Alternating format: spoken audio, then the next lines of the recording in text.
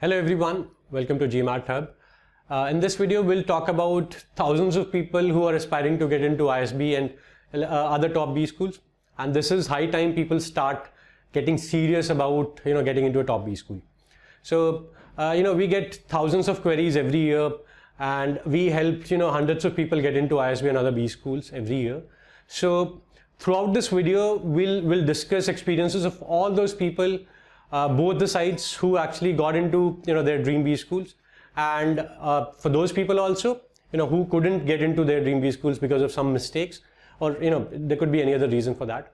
So just be with me throughout this video. It's going to be really helpful for you, and we are going to discuss some basic mistakes at least that you should avoid, and these mistakes can be a big hindrance to your dream B school admission.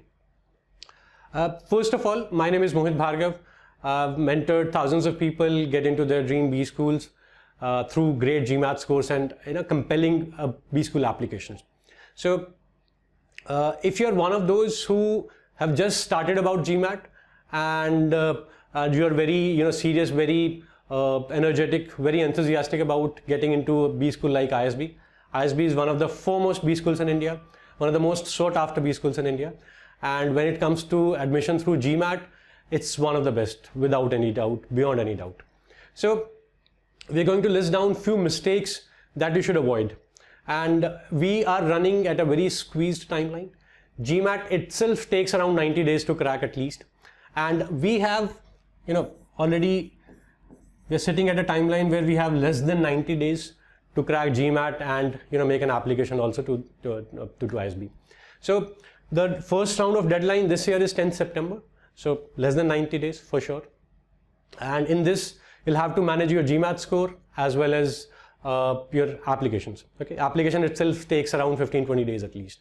Okay, so you'll have to manage both the things accordingly, right?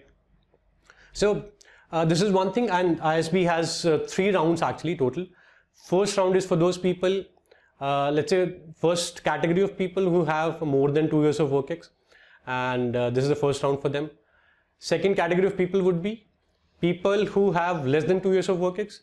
So they'll apply in this round only for deferred MBA. So they'll get admission letter, but you'll be working for 1 more year, and then you'll be starting your MBA journey in ISB. So this is for 2 categories of people.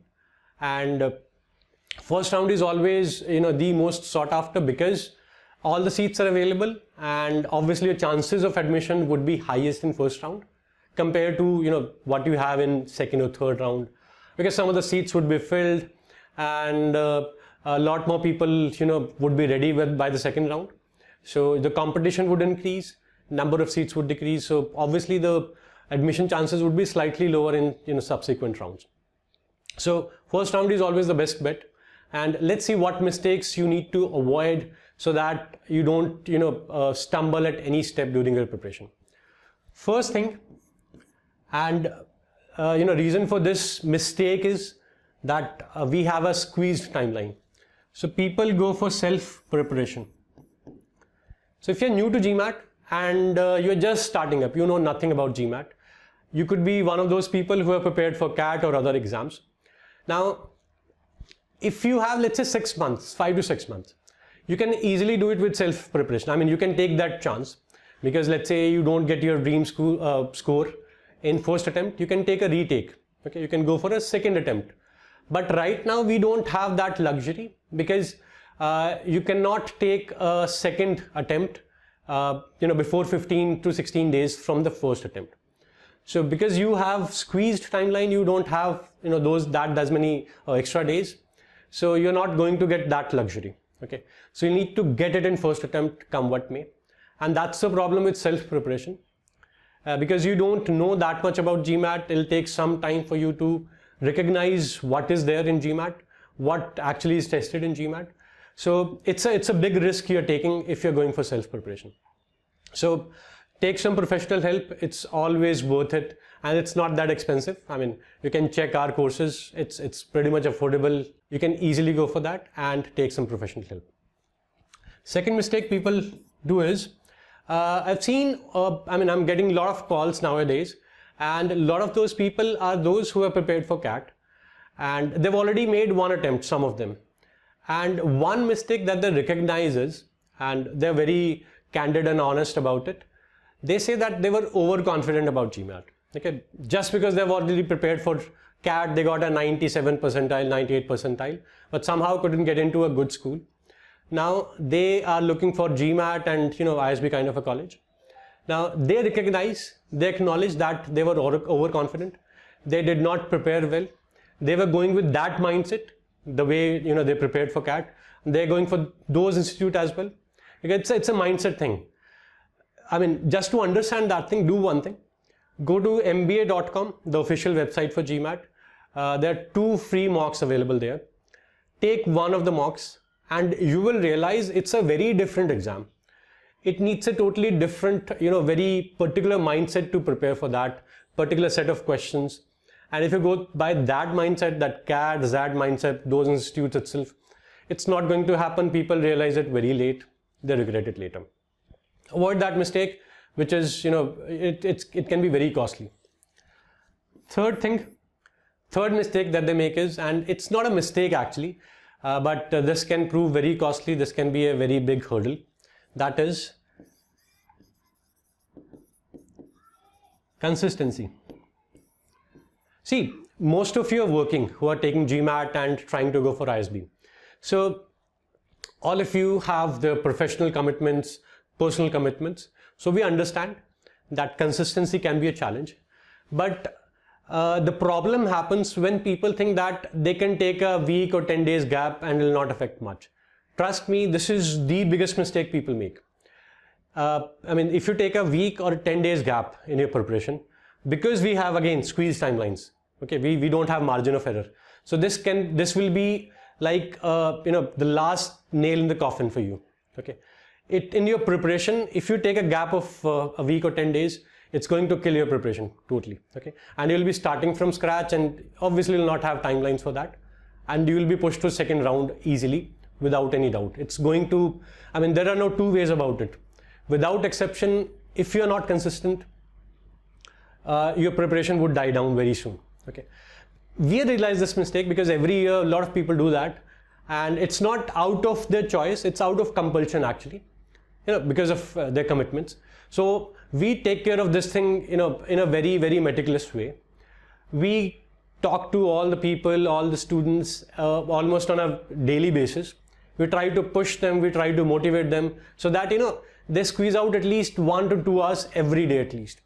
So this is really, really important, and I mean, you need some force, some external force that can keep you motivated throughout that journey, right? So that's a commitment it requires. It needs your commitment first of all. And last but not the least, mistake that people make is it's a two-way thing. Mock tests. Another mistake people make is they don't take enough mocks. That's one part of it. And whatever mocks you guys take, you don't analyze it properly. So it's a two-way street. You need to take at least 8 to 10 mocks. Okay, that's the thumb rule. I've seen very few people, almost it's a rarity, it's very rare, people taking 4-5 mocks and getting a very good like 750 kind of a score in GMAT. That doesn't really happen. Okay, so you go with the norm, you don't go with the exception here. 8 to 10 mocks is a must. Okay, and do take the official mocks for sure. So there are total 6 official mocks, 2 of them are free and 4 of them are paid. Do take them definitely, because there is no other mock in this world that can match that particular scoring algorithm and quality of questions. Nobody can match that. We do provide a lot of mock tests, around 8 to 10, but those are mostly to practice test taking strategies that we teach you, and build stamina for those 3.5 hours at least, and practice a lot of mocks. But end of the day, after even doing those 8 to 10 mocks that we provide, you do take the official mocks for sure. That is the real test of your score, where you stand actually. So that's one thing. Second is mock analysis. This is, I would say, I've seen a lot of teachers doing this mistake actually. Okay, not you, because you guys don't have that much understanding of it. If you don't analyze your mocks with your teacher, with your trainer, it's going to be a big, big mistake, because what we realize is, so when you take classes, so classes happen for around 2 months, and then you have 15 to 20 days of mock test. In those 15 to 20 days, your level goes from, like, let's say 650 or 680 to 740, 750. Okay. Classes will take your level to let's say 650, 680, not beyond that. But it's mock analysis that will take your level from a 700 or 680 to a 750 or 770 even. Okay. So this is something which is a must. Again, this is that part of your preparation where you've done all those exercises, you've prepared for 2-3 months, but if you don't do this thing properly, it's going to hamper your preparation. You know, it's going to be a roadblock in your score finally. Okay. So these are the mistakes that you need to avoid. With mock analysis, trust me, we give so much emphasis on mock analysis because we know its importance. And without this, you can't expect a score to be more than 700 without proper mock analysis. This is a must thing. Okay. So if you avoid these 3-4 things and plan your preparation the way I've told you, you have a very, very high chance of scoring a 700 plus kind of a score. For ISB, 700 plus kind of a score is a safe score. And let me give you some perspective about it. The range of scores is from, let's say, 670 to a 770. Okay. The range is, very diverse, very broad. But what it means is you can get an admission at 670. Also, I've seen people, getting admission at 670.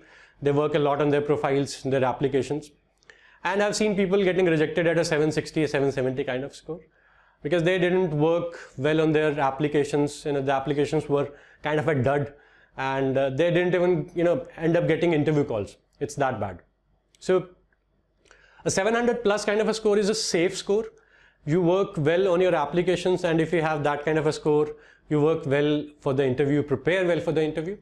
I think you'll have a 80-90% chance of getting into ISB for sure. Now, if you have any queries regarding, your profile, whether it'll be fit for ISB and your schedules and your level of preparation, let's say if you've already started or you're thinking of starting your preparation, do reach out to us. You can WhatsApp us, you can visit our website. It's all given in the description, and we'll try to address all your queries. We are already getting, more than 30-40 calls a day. So do reach out to us. We'll help you out getting into ISB for sure. Thank you.